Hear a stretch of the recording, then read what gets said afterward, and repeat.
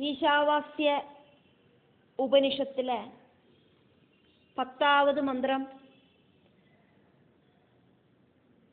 பார்த்துட்டு இருக்கோம். ஈஸ்வரனோடு மகாமாயை காரணமாயிட்டு இந்த பிரபஞ்சம் ஆக்டிவேட் ஆகிறது. இந்த மாயைக்கு உள்ள 2 விஷயங்கள் இருக்கு. வித்யா அப்படிங்கிற மாயையும் அவித்யா அப்படிங்கிற மாயையும். வித்யா அப்படிங்கிற மாயைய ஆசிரயிச்சானா சத்சங்கம், ஞானம், பக்தி, வைராக்கியம் இதெல்லாம் உண்டாகும்.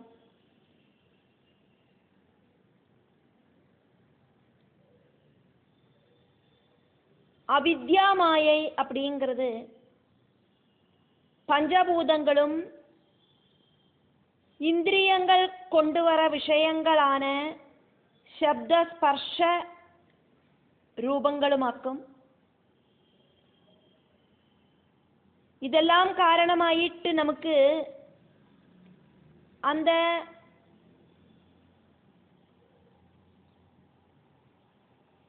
பரமாத்மாவை தெரிஞ்சுக்கணும் அப்படிங்கிற புத்தி உண்டாகாம தடுக்கிறது.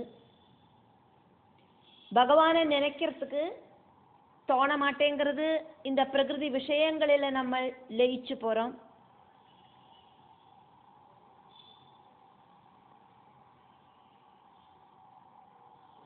வித்யை காரணமாக தேவலோகம் பிராபிக்க சாதிக்கும். அவித்யை அப்படிங்கிறது கர்மத்தால பித்ருலோகம் சித்திக்கும். இப்படி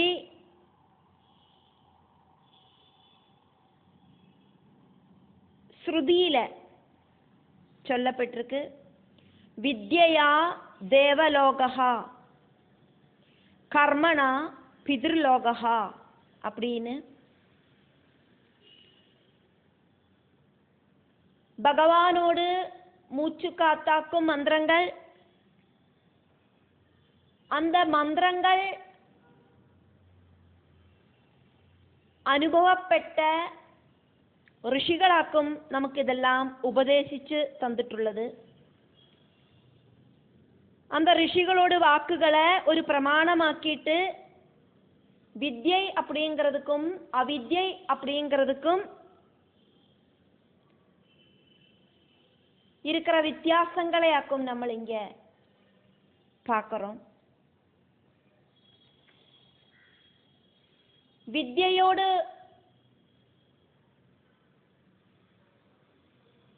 பெனிஃபிட் வேறையாக்கும், அவித்யோடு பெனிஃபிட்டும் வேறையாக்கும். ரெண்டுக்கும் வேற வேறையாக்கும் பலங்கள் இருக்கு. அதாக்கும் ஆச்சாரியர்கள் நமக்கு உபதேசிச்சு தந்திருக்கா.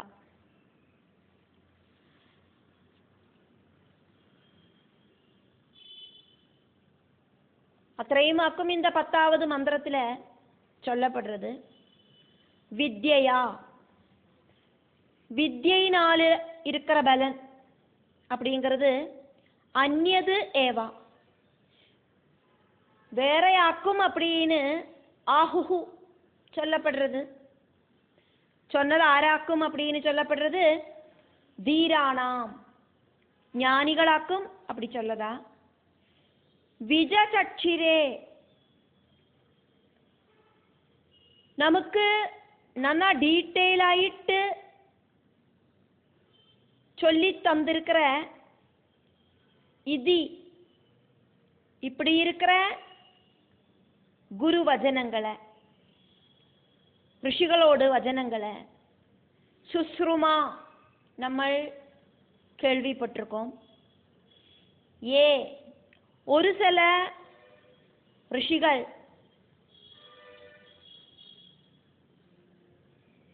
நஹா நமக்கு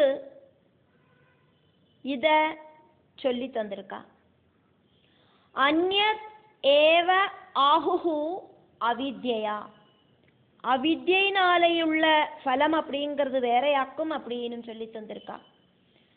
தது வித்யை அவித்யை இப்படி இருக்கிற ரெண்டும் ஏ ஒரு சில ஞானிகள் நஹா நமக்கு சொல்லி தந்திருக்கா. தேவதா விஷயமான கர்மத்தையும் தேவதா விஷயமான ஞானத்தையும் ஒரு சேர அனுஷ்டிக்கணும். அதுக்கு காரணம் இருக்கு. அதாக்கும்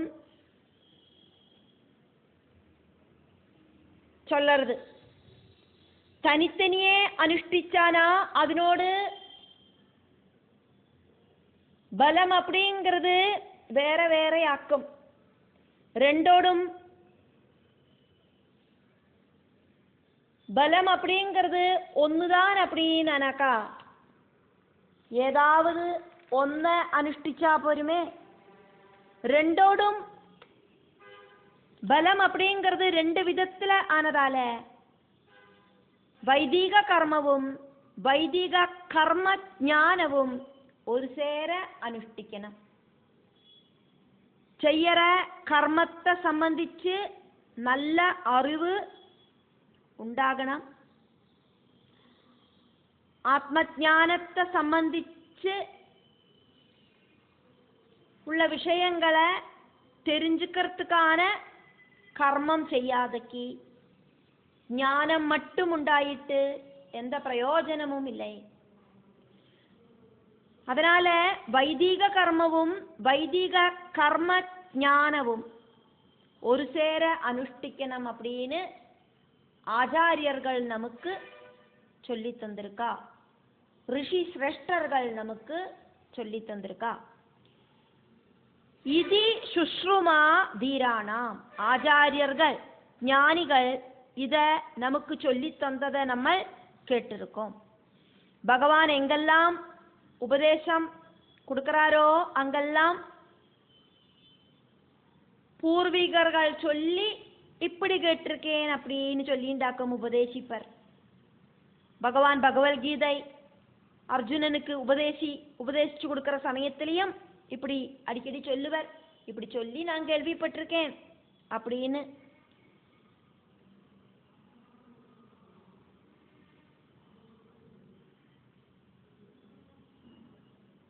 பாகவதத்துல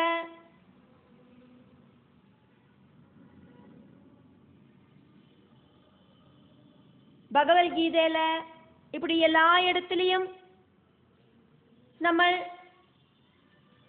உச்சியதே உச்சியதே அப்படிங்கிற அந்த வாக்க கேட்டிருப்போம்.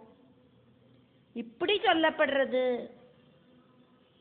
அப்படின்னாக்கும் பல இடத்துலையும் பகவத் உபதேசங்கள் காணப்படுறது. பகவத் வசனங்கள் சத்திய வசனங்களாக்கும்.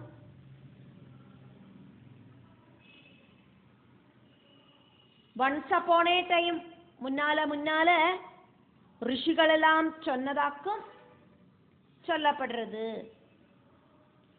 ஏ நஹா தது, பூர்வீகர்கள் நமக்கு வித்யையும் அவித்யையும் விஜசக்ஷிரே வர்ணிச்சு சொல்லி தந்திருக்கா. அது நம்ம புரிஞ்சுட்டு இருக்கோம். ஆல்ரெடி சொன்ன விஷயங்கள் தான் பல பல ഋഷികൾ വഴിയായിട്ട് നമ്മൾ കേൾக்கிறோம். വിദ്യയാ ദേവലോകഃ, വിദ്യൈ ഉപയോഗിച്ച് ദേവലോകത്തെ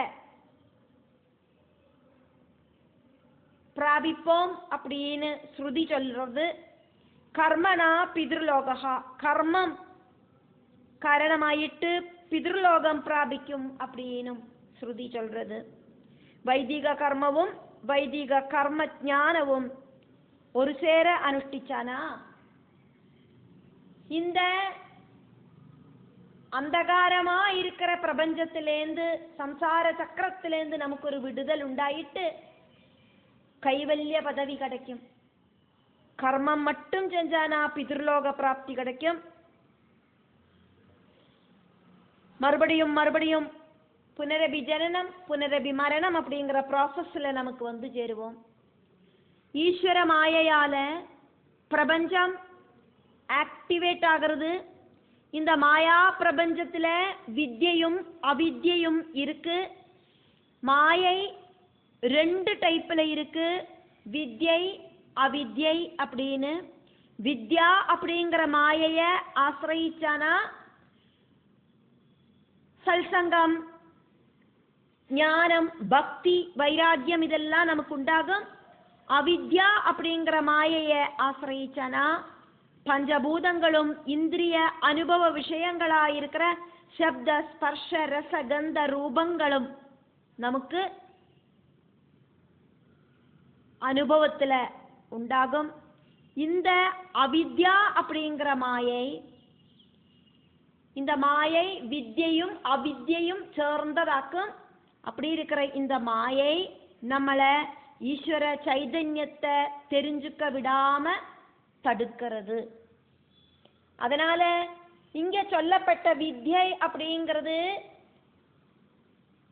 ஆத்ம ஞானம் கிடையாது அப்படிங்கிறத புரிஞ்சுண்டு இந்த மந்திரத்துல சொல்லப்பட்ட இந்த மாயையால இன்க்ளூட் ஆன இந்த பிரபஞ்ச விஷயங்களிலேருந்து நெகந்து நெகந்து செய்யற கர்மமெல்லாம் கிருஷ்ணார்ப்பணமாயிட்டு செஞ்சு என்ன ஒரு பிரவൃத்தி செஞ்சானாலும் அது பகவானுக்கான சேவனமாயிட்டு செஞ்சு பகவானில மனசை அர்ப்பிச்சு அப்படி நம்மளோட பிராராப்தத்தை குறைச்சு குறைச்சு அப்படி மோட்ச பதவியில எத்தறதுக்கு சாதிக்கணும். அதே ஆக்கம் இந்த மந்திரம் நமக்கு சொல்லித்தருது.